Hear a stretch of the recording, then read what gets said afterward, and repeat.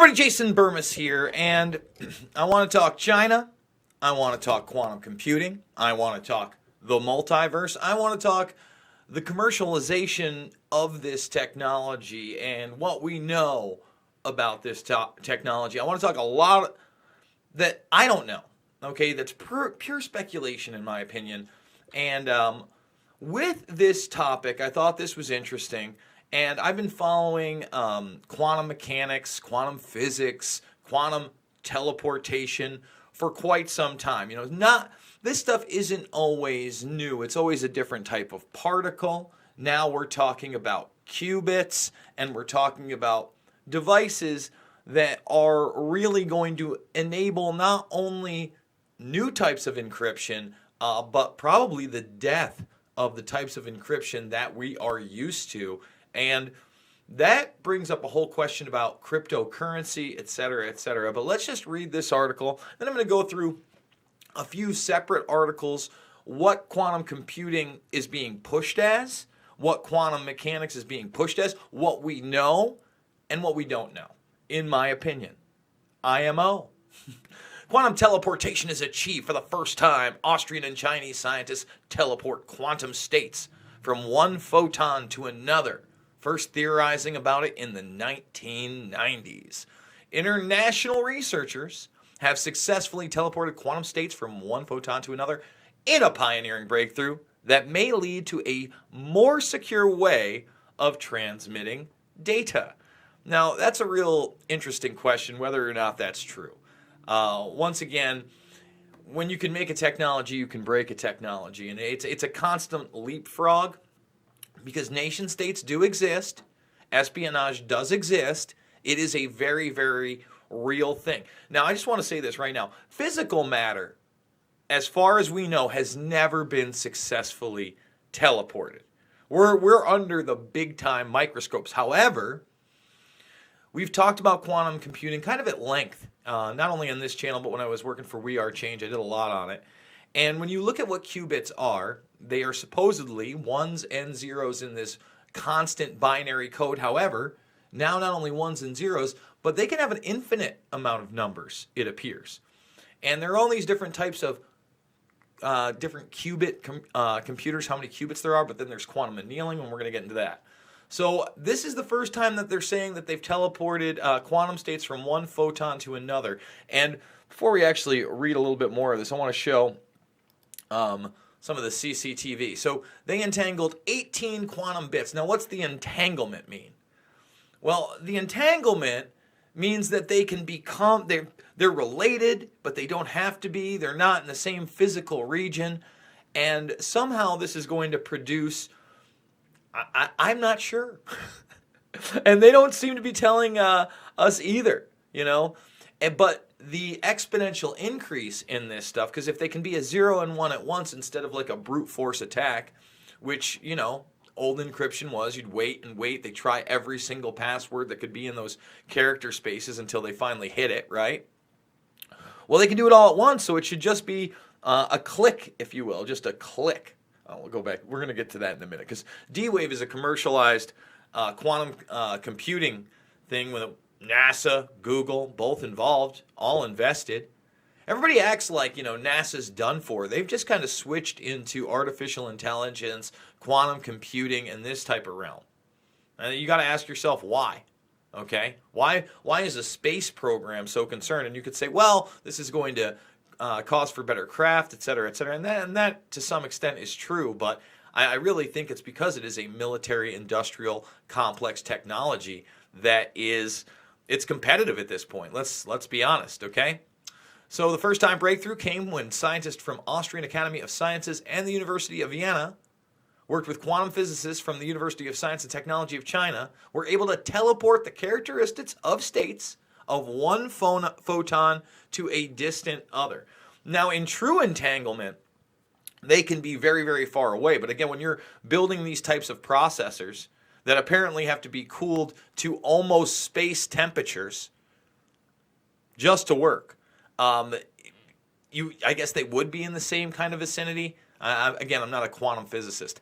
The experiment did not involve teleporting actual matter, which remains only possible in science fiction. However, The successful teleportation is expected to further the development of a future, more secure quantum internet. And when they're talking about these, like IBM still working on this stuff too separately, Microsoft working on this stuff separately, when they're talking about 20 years away that quantum computers will be commercialized, by then they hope that most of us will have a Neuralink attached. 5G will be a long thing in the past. You will be talking about 6G, 7G, something else. And, there's going to be people with consumer brain chips at this point.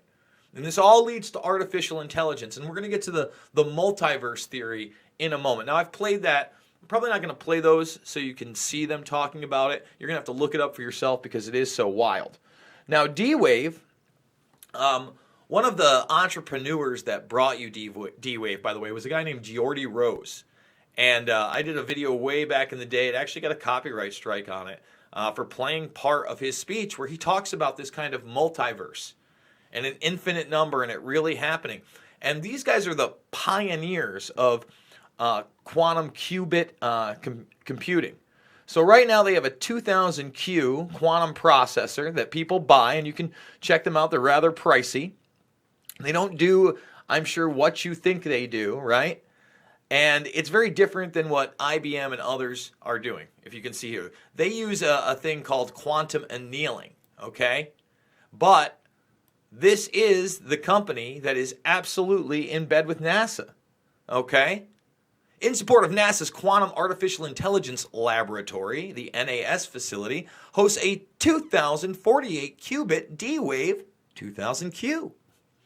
Quantum computer. The Qual project is a collaborative effort among NASA, Google, and University Space Research Association to explore the potential of quantum computers to tackle optimization problems that are difficult or impossible for traditional supercomputers to handle. And I'm telling you now, you need to see the stuff they were talking about 5 years ago with this stuff. And it's at Goldman Sachs, Jeff Bezos, they're investors. Okay? The hardware performs quantum annealing, an optimization process that takes advantage of quantum effects such as superposition and tunneling. And, this superposition, again, is that it exists in two places at once. Okay, that's not separate ones that are entangled. There's so much going on here. And remember, a qubit, again, although it's assigned, if you think about our binary code, what we have in bits, either it's a 1 or a 0, okay? This is something that's different. It's not a 1 or a 0. It's a 1 and a 0 and possibly a 2 and a 3. It's pretty wild stuff. And what's going to be capable from it, I'm not quite sure. But once again, if you see the progress here, they talk about, in 2017, they only had 1,115 qubits. In 2015, they only had 509 qubits. Take a look. Or I'm sorry, that was in 2013. So these things are exponentially getting quicker. Is the singularity coming? I don't know what to tell you there. I don't believe it. I think it's a big scam. But when you talk about China and this technology, I think it is important to talk about, first of all, how they're beta testing real-time 5G facial recognition social credit scores that they want installed throughout the entire country. I believe it's by 2021. 2021. We're talking over 1 billion people. And their quantum technology, you just saw it. Austrian scientists and them. And that's why we also talk about globalism and the sharing of this information. And the fact that Peter Thiel is being extremely disingenuous when he says, it's just Google that's working with China or foreign interests. Believe me, his investments are doing the same. All right? But there's a competition going on between them. So let's try to sabotage the others. So when you look at this, it talks about encryption, and it talks about, what was the other technology? Let's see. Here it is. Here's the satellite to Earth encryption deemed unbreakable, which had enormous prospects for the military. The third announcement, again shared by those prospects in November 2018, China's leading defense technology, CETC, revealed a prototype radar that may be able to unmask stealth aircraft in flight. And these are very, very, very real military concerns. And it's one of the reasons I've talked about how alternative technologies and energy sources have absolutely been suppressed. In other words, alternative technologies for flight. Okay, if you really believe that the best propulsion systems that we still have are based on pre-World War II technology, those type of rockets that work their way in, we're talking about now 60, 70, 80 years of progression. When you've seen what they had as supercomputers, okay, dwarfed by what's in your pocket today, okay? But why don't they share that? Well, not only is it a military risk, but then you empower a huge class of people. The same thing with technology. What happens when 5, 6, 7, 8, 9 billion people eventually don't have to suckle on the teat of big oil or of fracking?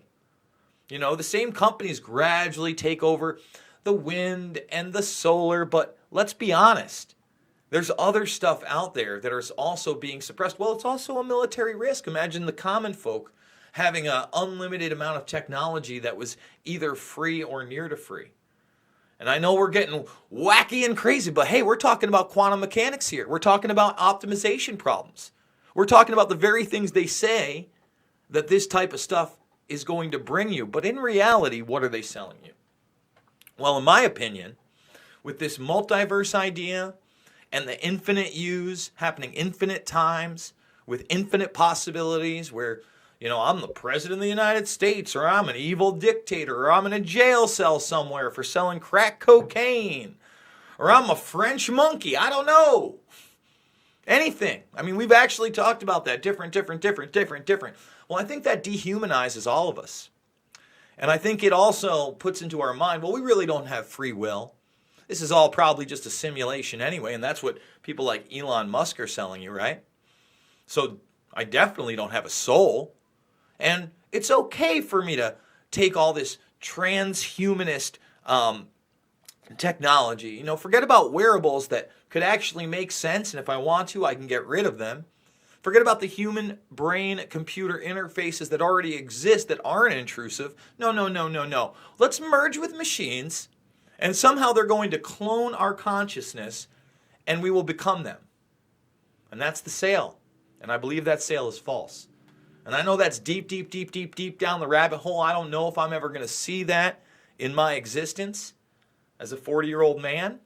But the way technology is going, and the idea that if, you know, I can make it in 20, 25 years and actual quantum computing products are available, who knows? Drew Fuss says, Jason et al., check out the new FOID Tesla docs. Oh, so there's a new FOIA, you mean? Tesla docs? Freedom of Information Act? I'll have to check those out. I will definitely check those out. I don't know when I'm going to get to them, but hey, we got an early start today. I want to thank you for bearing with me the last couple days not being around. I was at a memorial service for my uncle who passed a couple months ago. You know, I'm probably going to be doing a walk and talk talking about not only him, but the whole experience of seeing family. You know, I couldn't even believe it. I hadn't seen his son in almost 11 years. He was almost like a little brother to me. So it shows you, listen, nobody gets out alive. It's all about our experiences and the love for one another. And I think that also gets marginalized with the people that are preaching this technology. Technology is going to push forward. I'm not against the tech, but the ideas surrounding it that are completely unproven are very troubling to me. So once again, guys, if you don't know, now you know. I do 3, 4, 5, 6, 7 videos, usually 7 days a week. Even when I was gone, I put up some of the old stuff, the archive stuff, so you could check out some introspective speeches and interviews with Webster Tarpley, Cindy Sheehan, G. Edward Griffin, and Jordan Maxwell. Doesn't mean I agree with all of them, but I think they're interesting and they should be heard. So if you're new, please give it a subscribe, thumbs this video up, share it with others, and this is how I'm doing it. No Patreon, no subscribe star, just this. $5, $10, $15 means the world to me, keeps me going. And I promise you that you will see me later today in just a bit. So thanks for bearing with me, and I'll see you on the flip side.